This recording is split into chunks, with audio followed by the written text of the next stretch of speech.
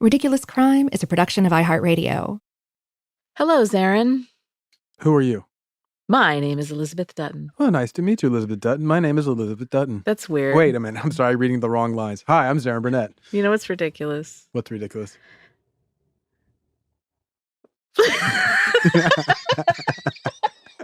You like that? That was ridiculous. No, in all honesty, I have something for you. You ready? Yes. In Kentucky, since 1849, every single legislator, public officer, and lawyer must take an oath stating the same thing. All of them. Do you know what the oath is about? You'll never guess it. No one ever would guess it. They have to say these words. Quote, I have not fought a duel with deadly weapons within the state or not out of it. So help me God. Oh. They have to take I've never dueled oath. I think everyone may have to do that. Are you kidding? No, I'm totally kidding. I don't think so. That's stupid. It's only in Kentucky that would be a problem. Stupid and it's ridiculous. You want to know what else is stupid and ridiculous? Oh, I love stupid and ridiculous. Air rage. Air rage? Oh, like in fighting on a plane. Yeah, air rage. I'll enunciate. I was thinking like air raids. I was like, I don't think the English would agree. They would think it's stupid. Yeah, air rage. Okay. Ridiculous. Let me tell you about some. Hit me with it.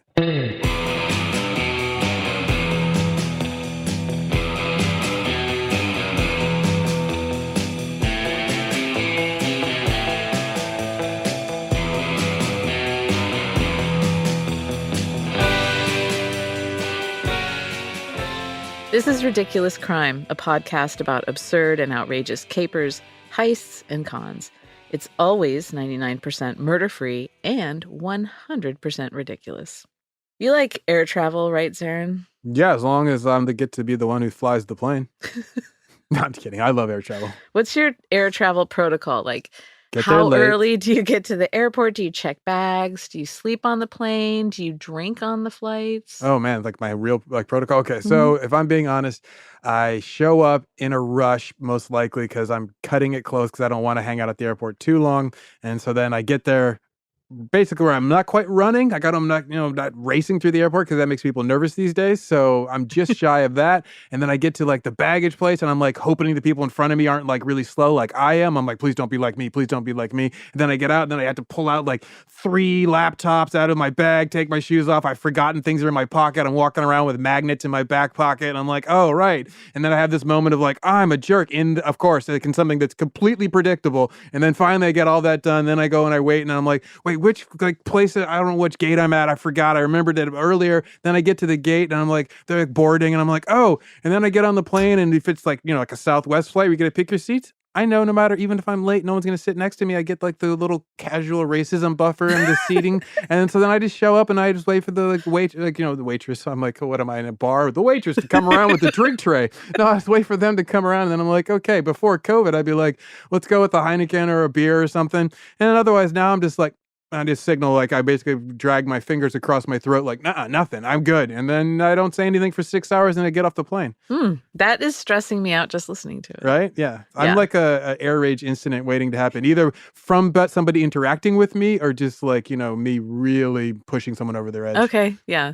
I'm the opposite, as you could imagine. What's your routine? Seems kind of chill. Oh, I get to the airport very early. Like the day before? Like a week ahead of time. Camp out. No, I like to give myself the allotted amount of time. And if I'm checking a bag, especially, I want to make sure I get there. And then I don't like standing in the security line and knowing that my flight is about to board. So the best. No. You feel alive. No. Most of what I do in life is try and make things as chill and relaxed as possible. How's that working out? Awesome. Because there's an intersection by my house that's a total pain to navigate if I want to I have to cross all these lanes of traffic with no light or stop sign in order to get to the freeway. Okay, so an intersection. And it's right by my house. I go up and over a block so that I can have a chill way to get there and not be stressed out trying to. So you don't take my approach of embrace the chaos. No, avoid the chaos. That's me. So you're I can navigate around this. I can make a little pathway. I get to the airport with plenty of time. I I don't mind hanging out at the gate and listening in on people's conversations. I once had an ex-girlfriend make a plane turn around on the tarmac. She made such a scene that they turned the plane around on the tarmac did she and came back to do? pick her up. She was just a princess and she was really good at it, and they responded appropriately. Yeah.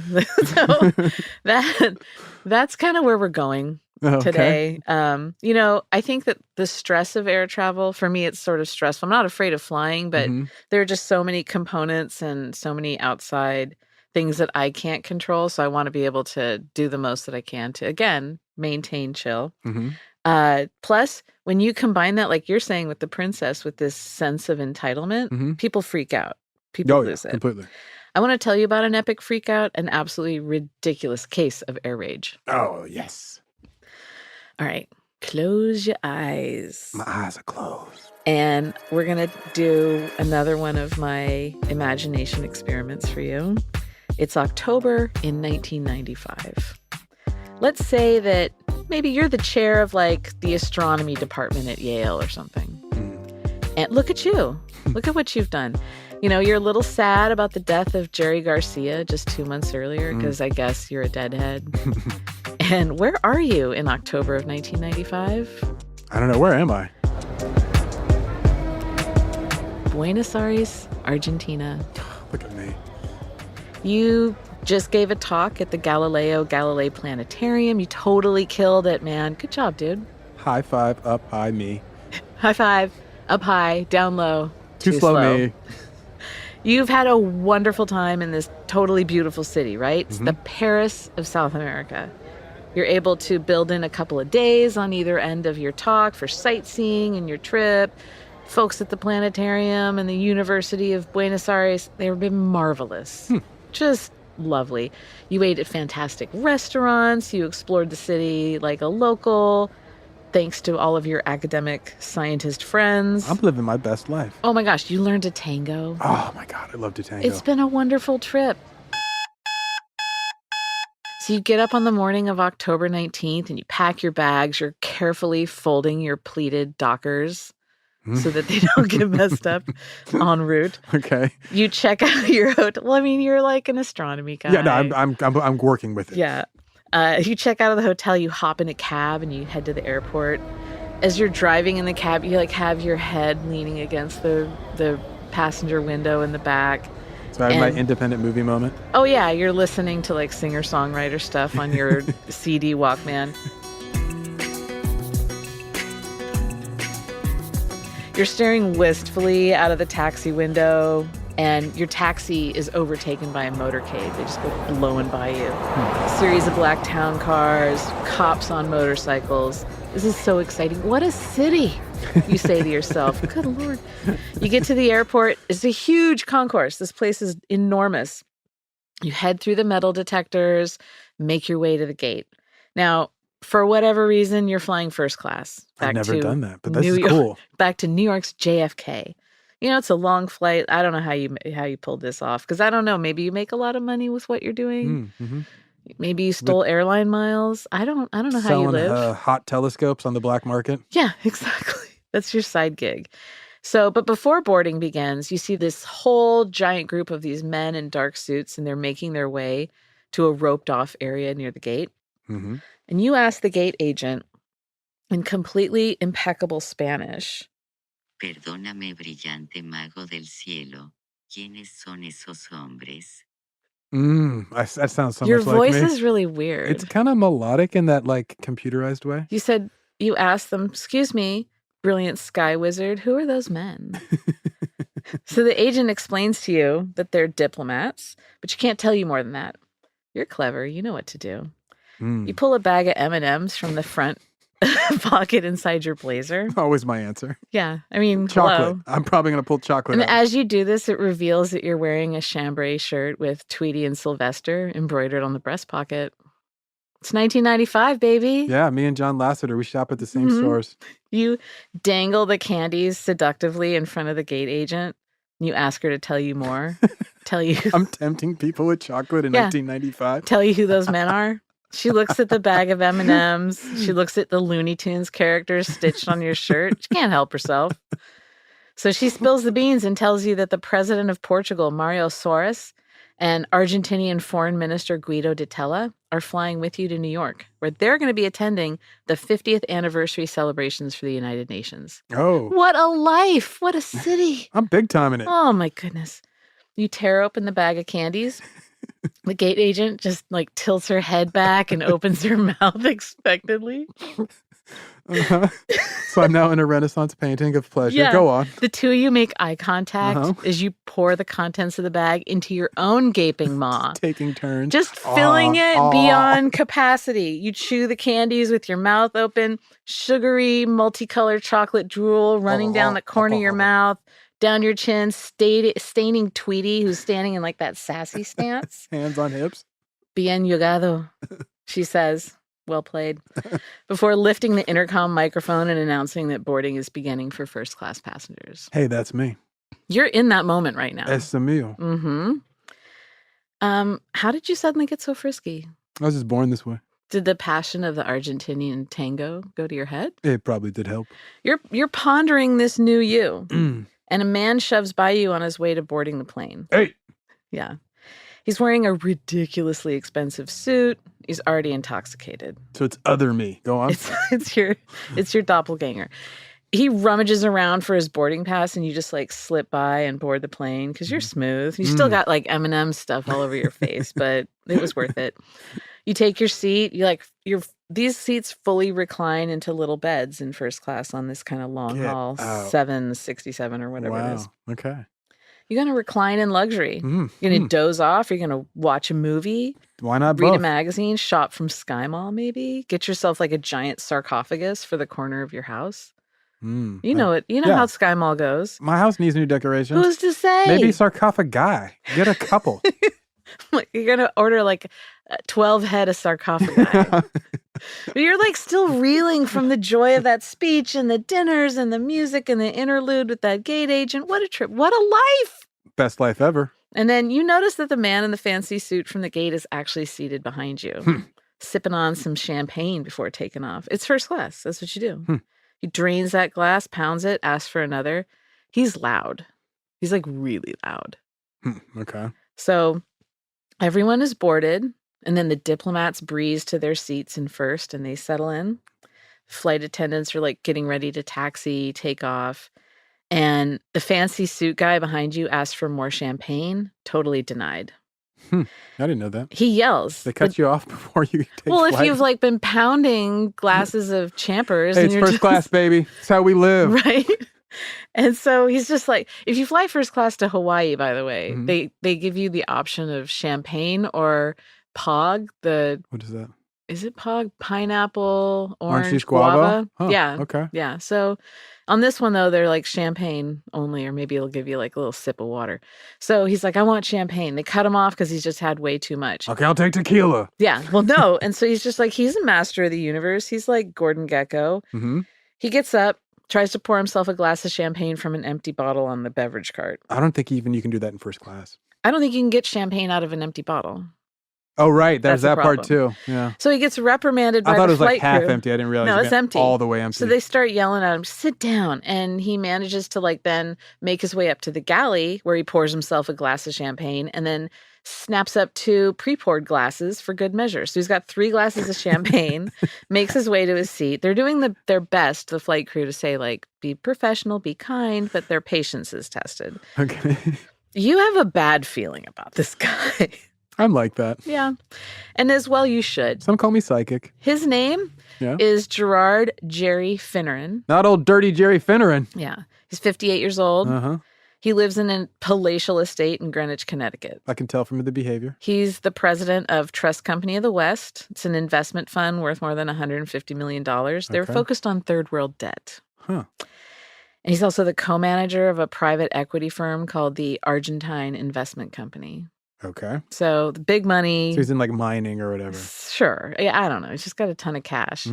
But most importantly, he's about to get completely ridiculous. About to get? About to get. This is nothing. I'm going to let you savor the last bits of your dream trip to Buenos Aires while we hear some ads. And when we get back, we're going to redefine bad flight behavior. Okay.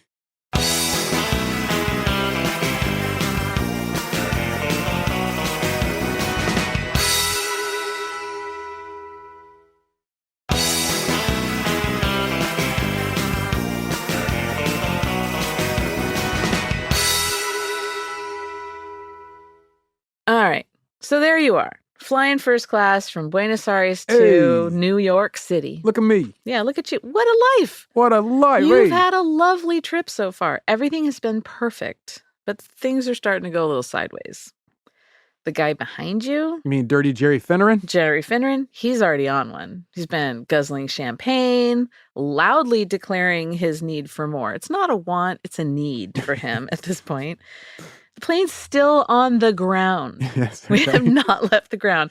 He's already overserved himself, refused to sit in his seat. He's been picking fights with the flight crew. And are people having to walk past him to get on the plane? I mean, like everyone. Yeah, I would guess. Imagine everyone's getting a little sip of Jerry. That's a legitimate question because I found out what kind of airplane this was. A big one. Okay. Is the official name. Nice, It's an airplane big one. The Boeing big one. The Boeing big one. I think it's like a 767, but I may be a little bit off on one of those numbers. Okay, but so it's maybe a people are 7-something-7. So they're coming in and making the right turn? Yeah, in the moment, I looked it up, and it looks like for United, they come on the plane, make a right turn, walk through first to get to business and then to coach. Oh, interesting. So okay. And it looks like maybe on Delta, they got on in between first and business. I've done that. And and you so fly to like Europe and stuff. But I don't know. But let's say everyone has to cruise through there. Well, it makes more sense that they have to get on between first and business. That's what yeah. So he's just causing a ruckus. Won't sit. Plane's still sitting there. Most people would have gotten the boot from the plane by now because it hasn't even left. I would have been given the boot twice. Yeah, right? At least I think the people in coach would have for sure. They would have kicked me off this flight and any subsequent flights. That's a 100% ban right there. Yeah, no, I would have been kicked into jail. I think so. So the plane takes off. At long last, you're perusing your copy of Entertainment Weekly that you picked up before you left for the trip. Got to catch up with my guys. Yeah, you'd shoved it in your attaché case and forgotten about it. What has Ed Norton done lately? Well, no, you're reading the cover story about David Duchovny. Oh, that's He's right. touted as the X-Files hottest UFO, and UFO there stands for unlikely fantasy object. You know, so you're just tisk.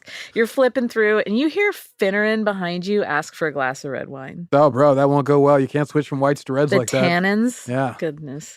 So after all his pre-flight antics, you're kind of surprised that they're giving him any alcohol at all. I'm surprised he's still conscious, but go on.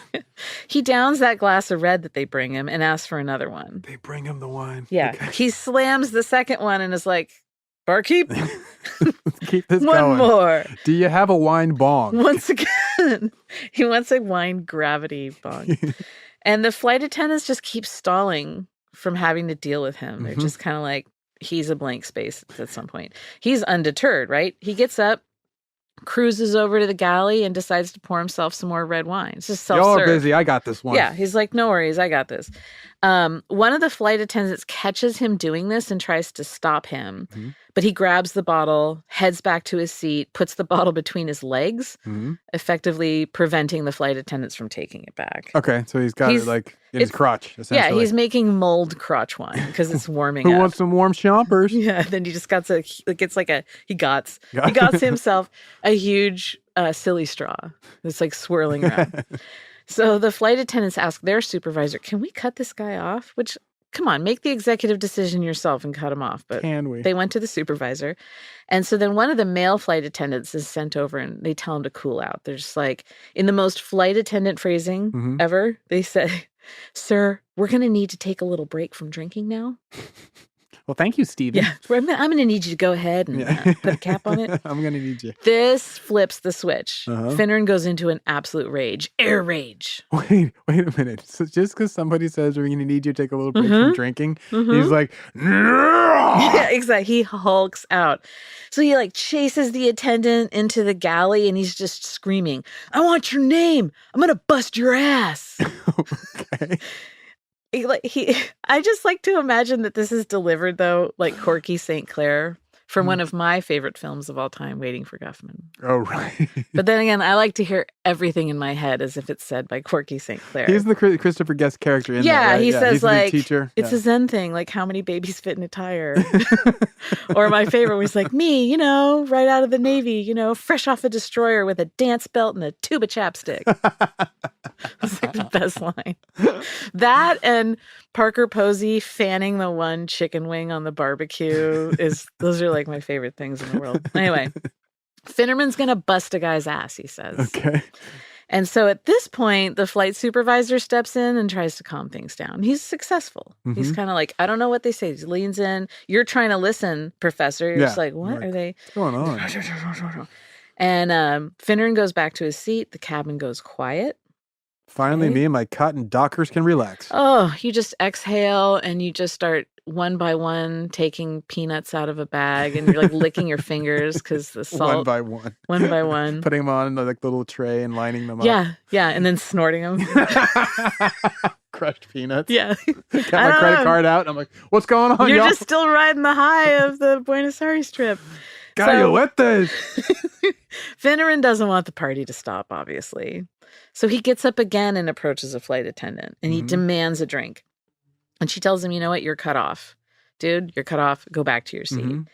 So in this, like, choose your own adventure, do you take a beat, think about what you've done, decide to go back, sober up, in your little first class seating pod? Not if you're Finneran. No. Finneran. He puts his hands on the woman's chest and just shoves her into a seat. What? She goes flying back. He does like a full on boob press and pushes her back the aisle. Yeah, totally. So it's like a double offense. Yeah, I wish it was like a chest butt, but he just shoves her with it, and she goes flying back. I'm trying not to laugh. You go ahead. It's okay. We're all friends here. So Finneran, like, he shoves her. This turns into everything. He starts going berserk. He's losing it. Okay. He heads again to the galley to the drinks cart. There's this complete ruckus. Everything breaks into chaos because Finneran didn't just stumble up there and pour himself another drink. He climbs onto the cart. Okay. Now, those carts aren't really huge. No. And they're already like a little bit top heavy, right? And they got Not those little the tiny safest casters. move, but like Finneran is safety's enemy at this point. And like a tipping cart is the absolute least of our worries. He's standing on the cart. He's yelling. And then he pulls down his pants. Oh, God. And he squats down. And he 100% takes a giant dump on the drinks cart. Wait, what? In front of the president of Portugal? Just a big old steamer on the drinks cart. People start losing it. They are losing it. Oh my God. So he's still on the cart when he reaches down. He grabs some like cloth napkins and he wipes himself in front of the president of Portugal. Oh man. And like, so he's just like taking a napkin, wiping, tossing it. He steps in his own crap as he jumps off the cart. And then he starts making his way towards the toilets. And like, he started like wiping the soiled napkins on the walls of the plane as he walked. And I like to imagine it like he's doing it like a very Jim Morrison of the Hamptons slinky swagger as he's going along. And like his pants are kind of like half done. He tracks doo-doo all over the cabin and he wipes it on the walls and the seats before locking himself in the bathroom. So, he wrecked shop in the bathroom as well. Oh, that lavatory goes without saying. He was just blowing mud, throwing rope. So he pops out of one bathroom that he's in and ducks into another, perhaps just like to be able to decimate both of them. I had no idea how dirty Jerry was. Oh, Jerry. So at this point, like, food service is about to start. Well, it should have been starting. That's why the cart was out. But there's caca everywhere. I'm having a really good time thinking of all the synonyms. So Finneran, he's locked in the lavatory. And there's not going to be any dinner because we've got like a hazmat situation going on. And so the pilots realize we have to land this plane. Like, this is ridiculous. The closest airport is San Juan, Puerto Rico. Oh, wow. Okay. So there's over the Caribbean at this point. Yeah, they're over the Caribbean. And so they radio to San Juan and San Juan turns them away. They're like, hell no, bro. You got to take that stuff elsewhere. Did the wise Puerto Ricans just not want anything to do with this literal SH show? No. Turns out that they couldn't land the plane there because of the dignitaries on board. Oh, right. Yeah, if like an unscheduled stop would be a huge security risk. And the State Department has protocols for diplomats boarding and landing at U.S. airports, and they didn't really have anything in place for that at that point because it's unscheduled. Okay. So the poop plane flies on, continues on. And Finneran Eventually, his traveling companion / colleague. Someone is with him. He's not traveling by himself. Someone is sitting next to him like, bro, you got to chill. Oh, bro, yeah. Oh, man. Yeah, a lady. Jerry, come on now. A lady who works with him. Oh, my God, the poor lady. She manages to, like, help the flight crew to jimmy the lock on the bathroom and coax him out. Wait, she helped? And at this point, dude is covered in feces. He's naked now? No. Oh, he's just all over his clothes. It's just all over him. I thought he'd stripped down and the just gal smearing pal himself. Takes him back to his seat, and the two of them snuggle together and go to sleep. What? Yeah, she nuzzled I'm up sorry. to a man. My record scratched in my head. I'm sorry. What? She nuzzles up to a man covered in his own droppings. And there are still 4 hours left on this flight. Oh, God. 4 hours. Now, is it wrong of me to assume that they were more than work associates? I don't know. How are you going to cozy up to your colleague who's got feces all over him, be like, I'm just going to help him get settled. You're in the cabin, Professor. Yeah. Don't you dare try and escape this imagination exercise. You know it straight up reeks in there. Oh, God, yeah. And so the flight crew could only, like, they throw a blanket over him and his companion and just hope for the best. How much is a first-class ticket? I don't understand him over. The respect. What is it, $1,000 more? That's a really good $1,000 investment. But here's my absolute favorite detail of this. That it smelled so bad in the cabin. Mm-hmm. Like, what do you think he'd been eating? Anyway, skip I can that. only imagine. So, but here's my thing. The flight crew, they needed to mask the smell. Yeah. So they walked. You can smell the nachos. They walked up and down the aisles spraying Lagerfeld cologne. Why? I just love this because the brand is specified. Like in all the news reports, well, like they used Lagerfeld cologne. It's like the worst but best advertisement ever. But you know how closely scent is tied to memory, and every single one of the people on that flight for the rest of their lives, when they smell Lagerfeld cologne, they're gonna immediately smell crap. They're gonna think of Jerry Finneran squatting on the down the they're drink gonna cart. pass someone on the street wearing that scent and immediately start retching. So for 4 hours, people are enrobed in Lagerfeld dookie smell.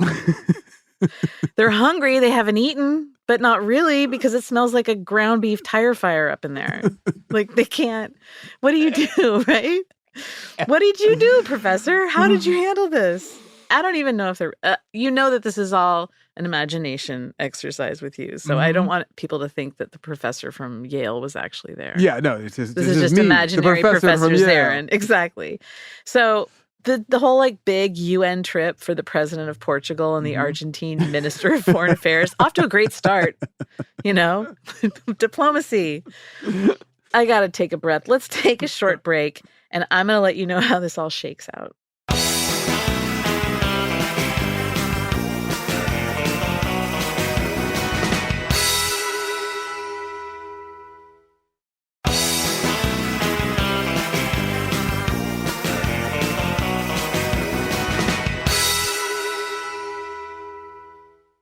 All right, so where were we?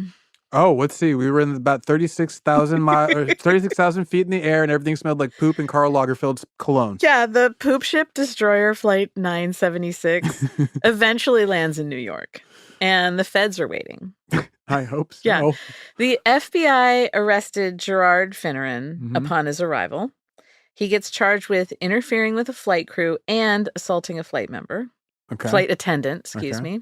Now, when it's assaulting, is that a specific thing, or is he getting arrested for assault and battery and just happens to be a flight attendant? Yeah, I don't know. I think that I just didn't know if there's a federal I think code. that there's probably like like some striking sort of, an officer is like a special. Yeah, let's say there is. Okay. Sure. So, sure. Why not, Johnny? He posts $100,000 bond, and he's required to attend alcohol counseling, and he's not allowed to fly anywhere without the court's permission. So he's effectively grounded. Yeah. Now, Finneran has tons of money, so you'd imagine that he gets like a really great lawyer. I've seen some of the lawyers some really rich people hire. I'm not necessarily guaranteed that. I feel like maybe his lawyer wasn't quite prepared for this craptacular situation. Oh, God. So in court and in the papers, the lawyer, Charles Stillman, insists that the booze had nothing to do with his client's capers. How so? He says it's all false. It's a horrible lie. I guess he took a tranquilizer earlier and didn't know it. It's such a good explanation. What he's trying to do is rewrite the narrative. He's hoping that the plane ride will be like most of this guy's life. What he says goes. He's just going to say how it is. Don't forget, there's no smartphones or social media. Right. 1995. Mm-hmm. So if like someone wanted to get the video, they had to bust out an actual video camera, tape the whole thing, and then maybe sell like the physical tape to Inside Edition. I feel you. There's no one there yelling, "World Star!" World Star! Which would have been awesome. So if you weren't a weird astronomy professor at Yale and you were instead a high-priced lawyer in Manhattan, how would you defend your client's actions? You said, what was it? I wasn't listening to you before. I was like, I think I said something about like tranquilizers. I don't know. The point being that usually those high-priced lawyers like to shift the blame onto something that raises reasonable doubt that you cannot really say does or does not do the thing they're claiming, and that's all they have to introduce. So I would try to come up with some reasonable doubt that, he had a reaction to his medications, and I just find whatever medications he has and find some doctor who says that somebody once had a reaction, and I'd be like, yes, he's also having that. You're totally on the right path there. Oh, am I? Look at me. Yes. Law school paid off. Right now, you just passed the bar. Look at that. You're done. I'm going to go call my mom. Zaron Burnett III, She's Esquire. Gonna be so proud of me. I know. It's so good. So Stillman opts for a really ridiculous play. Okay. Finneran pleads guilty as charged in court, but the lawyer wants to make sure everyone understands that it was all just a big misunderstanding. the poop on the drink cart? Yeah. Total misunderstanding. He says, well, you know what? It's actually the president of Portugal's fault. Shift the blame. Rewrite the narrative. Do we know who exactly was on the drink cart? We have eyewitnesses, but can they be trusted? Well, he says that, he's like, listen, my man Finneran, he actually had a really bad case of traveler's diarrhea. Is that a thing? Yeah, it's like if you eat something that you're not used to while traveling. So like he had bad clams or he drank water So he says that that's what happened. Not that he was on a complete loose goose bender, but he's got traveler's diarrhea. Or Canadian goose bender. Well, as an aside, I kind of feel like maybe he had more than just champagne and red wine driving the crazy train. I'm thinking he showed up a little loose. Yeah, pure speculation. Maybe there's like Colombian marching powder, nose candy involved. Yes. I don't know. And that's pure speculation on my part. Man. But like when people say, by the way, when people say nose candy, I always imagine someone shoving an entire Snickers bar up their nose with the heel of their palm. I always imagine Pop Rocks going in there. See, we have it. And that's just me, Anyway, Stillman, he says that Finneran had the squirt super bad and that the president of squirts. My grandfather used to call it. So, Matt, you got the squirts? What are you talking? He's like, he was sliding into first. He felt something burst. Diarrhea. I don't remember the rest of that. And I'm not going to. Oh, when you slide into first and you feel something burst and diarrhea. Yeah. Diarrhea. And then there's a second. Oh, there's a bunch, yeah. And a third. Something about a turd. Probably. Yeah. Anyhow. President of Portugal's team the Stillman, the lawyer, says that the president of Portugal's team isn't letting his client into the bathroom while he has bad diarrhea. Okay. And that he was prevented from accessing this bathroom by this crew. And what's he supposed to do? Use coach bathrooms like an animal? Okay. Wouldn't that be like the easiest people to find to get an eyewitness testimony that they did not do that? No, because he's just rewriting the narrative. And the lawyer says, you know what? The only other option he had was to pop a squat on the beverage cart. What else are you going to do? It's logic. The reasonable choice. Hello, logic. Anyone in these conditions. Yeah. The bogus meter's off the chart. Yeah, the judge is just like, So was the judge like, you know what? We all been there. No worries. No. Thankfully, no. Finneran gets sentenced to 300 hours of community service, 2 years probation, and a $5,000 fine. And he also had to pay the airline almost $50,000. Oh, for the hazmat crew? Yeah, like $1,000 or $2,000 went for cleanup costs. Like they must have had to steam clean, disinfect, maybe replace seats. I hope so. Yeah. And then some of the passengers were calling for Finneran to be tested for hepatitis to make sure they weren't exposed. And then in total ignorant 90s fashion, some of them wanted him to be tested for AIDS because they thought that's how they were going to get it. He gave me the butt AIDS. Like, yeah, right. The poop AIDS. He gave me So, that's an intelligent move. Logic. Anyway, the rest of the money that was paid to the airline went towards reimbursement costs for the other passengers. What about the flight crew who he was boob pushing down the aisle and yelling at? Listen, I swear, if I'm on that flight, if I'm Professor Zaron and I Yeah. don't get like a dozen free first class flights out of this, I'm losing it. I'm crapping on stuff. Like I'm going nuts.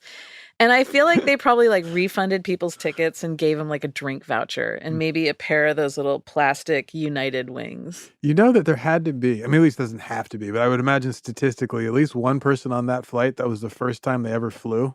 So like the first time they ever fly a person. And they never fly Yeah, again. Exactly. They're like, Never. trains for me. Like, so Finneran, though, he goes on to lay low for the rest of his days. You know, he's promised as much to the judge during his sentencing because he tells him, "You will never hear of me doing anything like this again." Okay, that's quite a promise there, Jerry. You're never going to hear of me doing something to get away with it.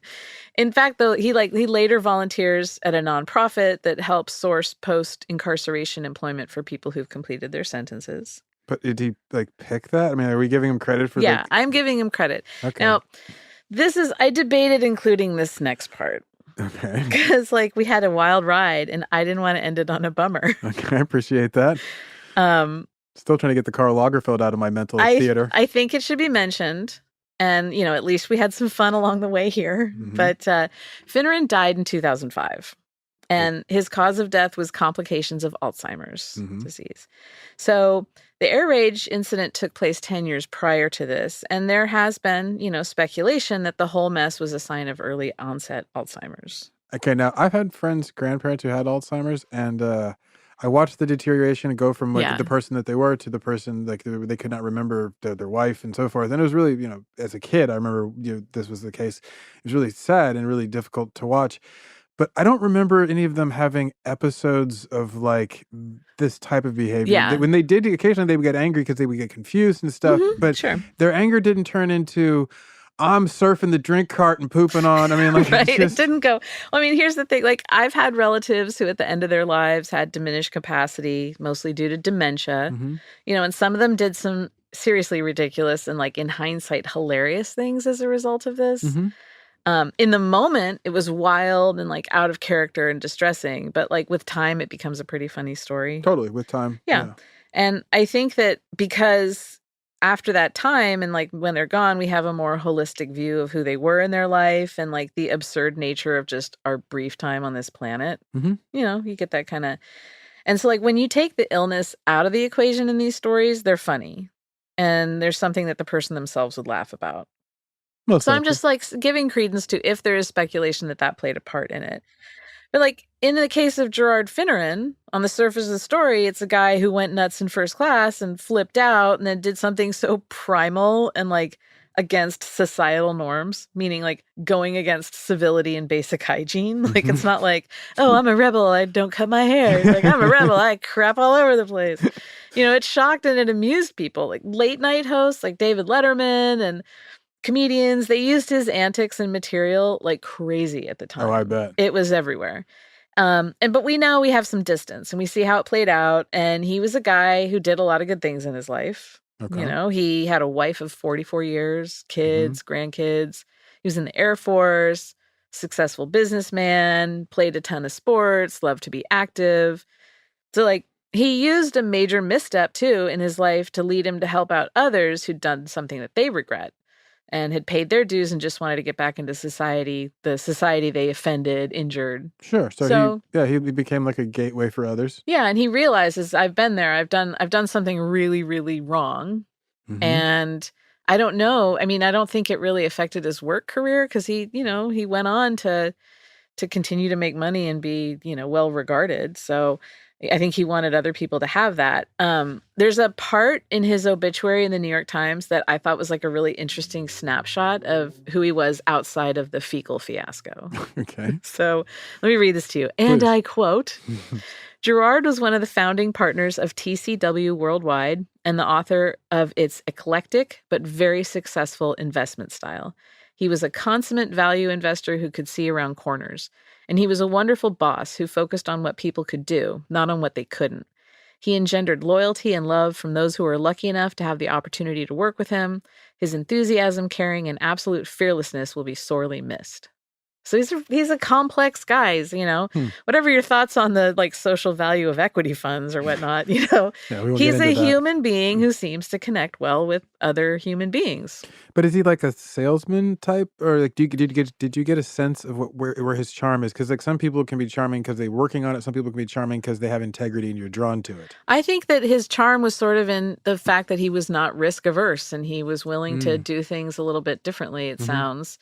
From what what I understand. And it wasn't just that he was like a charming guy. I think he was just a nice guy. Okay. And so if you look at it, like he connects with other people, I feel like that's the meaning of life, right? That's why we're here. Connect Completely. with other people, Completely. connect with other living things. And it's too late for me to say that I don't want to get philosophical about this because I'm like deep in it. But what I think is appealing about ridiculous crimes that we talk about is this whole thing. Like that's this, like people make major screw-ups and antics and foiled plots. They're real people, and they're great examples of the fallibility of human beings. Totally. And we're all capable of these things. Anyone who says that they're not is lying to themselves. And so the crimes that we talk about are ones where no one loses their one precious life. Yes. So these are the kind of weird things we all do along the way. Not all of us, but we all make dumb choices at some point and to differing degrees. And those are the things that we talk about. And I think it's sort of better to laugh at those because, like, life is ridiculous. Completely. Yeah. So 100%. And that is my ridiculous takeaway on this one. So Gerard Finneran, did something completely ridiculous and gross and hilarious. And maybe it was for reasons that weren't so hilarious, but maybe, we don't know, speculation. But the bottom line is it's absolutely hilarious to poop all over an entire first class cabin. It completely because you can't get a drink. The obit you read reminds me, the way you talk about him being, or the way the obit talked about him being a value investor and, basically being warm and somebody who took a risk, reminded me almost like of Warren Buffett. So imagining Warren Buffett standing on a drink tray, dropping trowel and crapping on like all the coffee and everything. Right. Now, suddenly I'm like, now how could he get past that? And I could see him doing it, but I don't see him laughing about it per se, but I could imagine laughing about it. And I think with time, even Warren Buffett would laugh at the image of him dropping trowel on a drink cart. By all rights, we have every right to laugh about it, and so does Warren Buffett. Yeah, just saying. So I was trying to, picture like, well, how far could I take this investment banker who's just a decent guy, just had this one weird moment?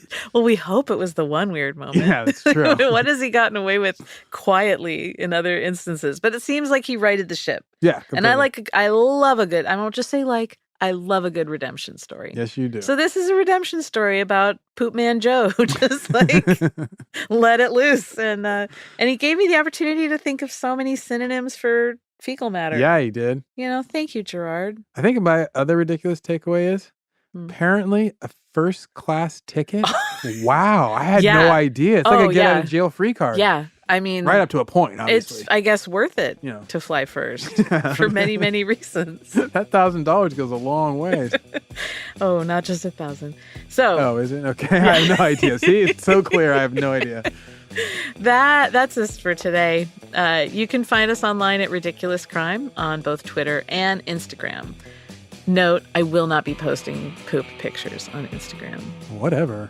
You're welcome, America and the world. You got a tip for us about a ridiculous crime that you want to hear about? Do you want to tell us about the time that you pooped on a cart in first class? Email us. We can take it at ridiculouscrime@gmail.com. So tune in next time for more ridiculousness.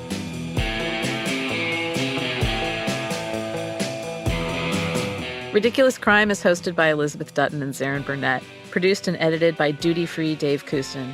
Research is by TSA pre-boarding approved Marissa Brown. The theme song is by Thomas Longhaul Lee and unaccompanied minor Travis Dutton. Executive producers are upright and locked position Ben Bolin and nonstop Noel Brown.